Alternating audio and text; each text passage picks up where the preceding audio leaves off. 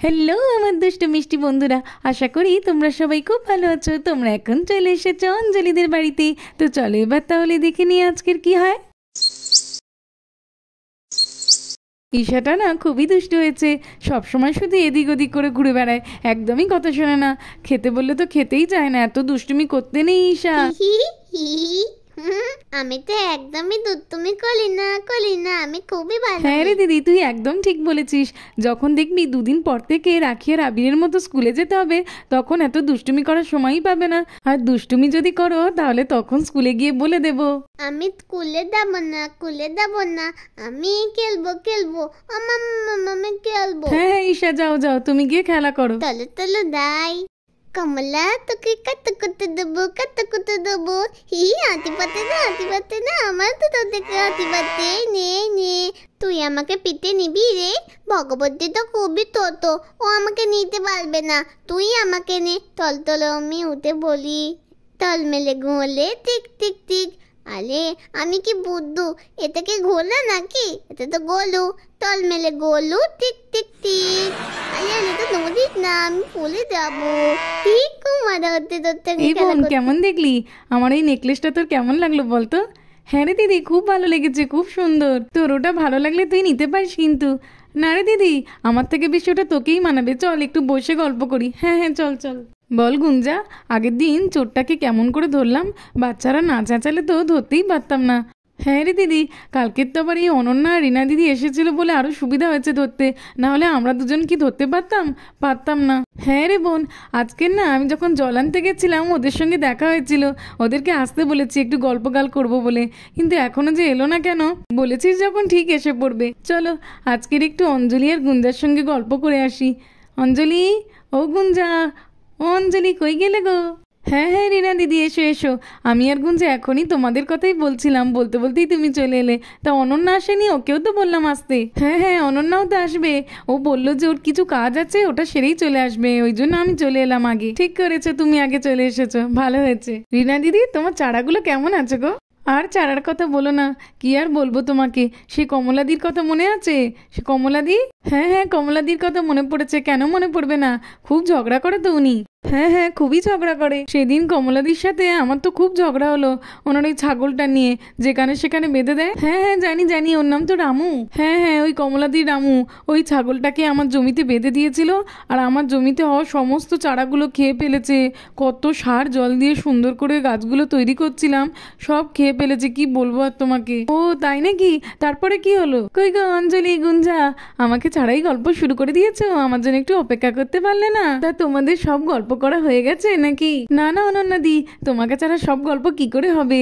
এই তো রিনা দিদি একটু আগে এলো, আর রিনা দিদির সঙ্গে একটু কথা বলছিলাম। তুমি এসেছো, ভালো হয়েছে, তোমার কথাও তো বলছিলাম। বসো বসো। তা তোমরা কি গল্প করছিলে আমি আসার আগে, সেটা বলো, একটু শুনি তো দেখি। না না, এই তো রিনা দিদি দুঃখের কথাই বলছিল।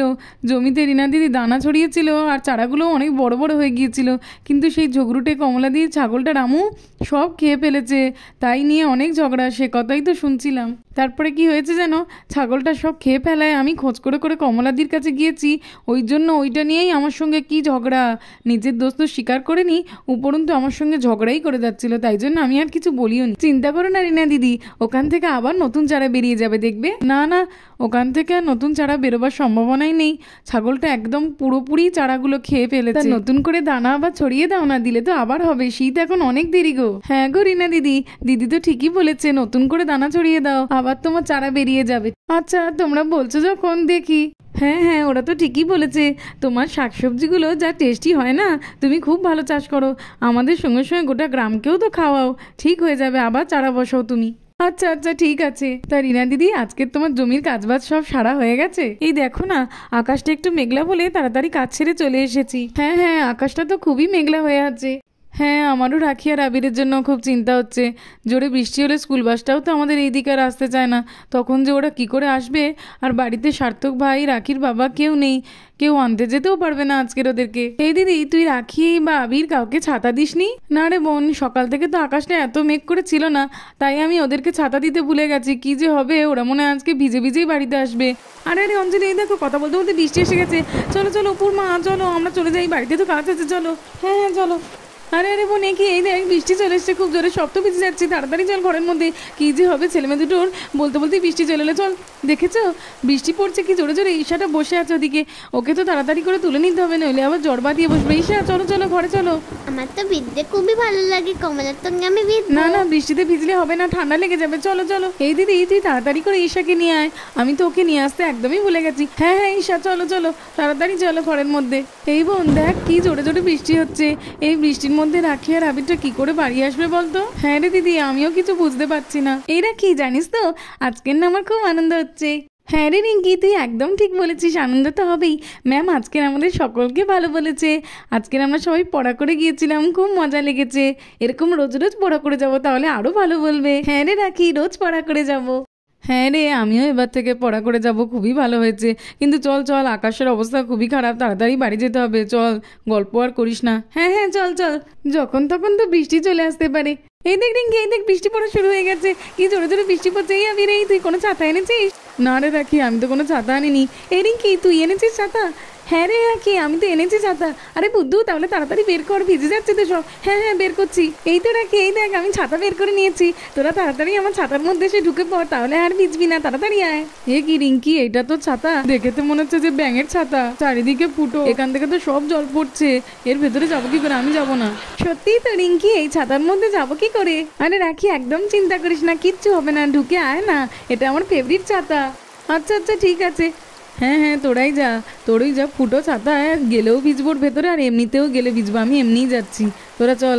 এই ছাতার ভিতরে যাচ্ছিস কিভাবে রে? সব তো ভিজে যাচ্ছিস। এই রিঙ্কি, সব তো ভিজে যাচ্ছি রে, একটু জল পড়ছে তো এমন কিছু হবে না, চল তো রাখি, চল তাড়াতাড়ি করে গেলে ঠিক হয়ে যাবে। এই দেখ এই দেখ এই দেখ, আমার ছাতা তো উড়ে যাচ্ছে হাওয়ায়, ধর ধর ধর, ওই দেখ ওই দেখ, ওই যা উড়ে গেল তো আমার ছাতা। এ বাবা, আমার ফেভারিট ছাতা, কি হবে এবারে? ছাতাটা তো উড়েই গেল, ছাতাটাকে যে করেই হোক আমাকে আনতেই হবে। আরে আরে ছাতা পরে আনবি, আগে দেখ একটা মাথায় পাতা নিয়ে তো বড় দেখে, সব ভিজে যাচ্ছি। হ্যাঁ হ্যাঁ নিচ্ছি দাঁড়া। এই তোরা ছাতা নিয়েছিস, আমিও যাই গিয়ে একটা আমার জন্য পাতা আনি। কেন যে এতক্ষণ মনে পড়েনি, এই তো নিয়েছি, তোদের মধ্যে এত বড় পাইনি, আমি একটা ছোটোখাটো পেয়েছি। আরে আরে আমরা তো দুজনে দাঁড়িয়েছি, একার জন্য তোর এই পাতাটাই যথেষ্ট।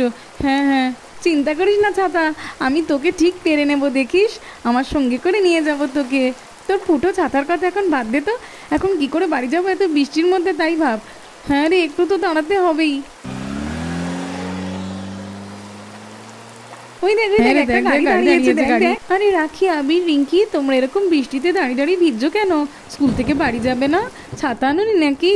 না না আন্টি, ছাতা আনিনি, আর রিঙ্কির ফুটো ছাতাটা উড়ে গেছে।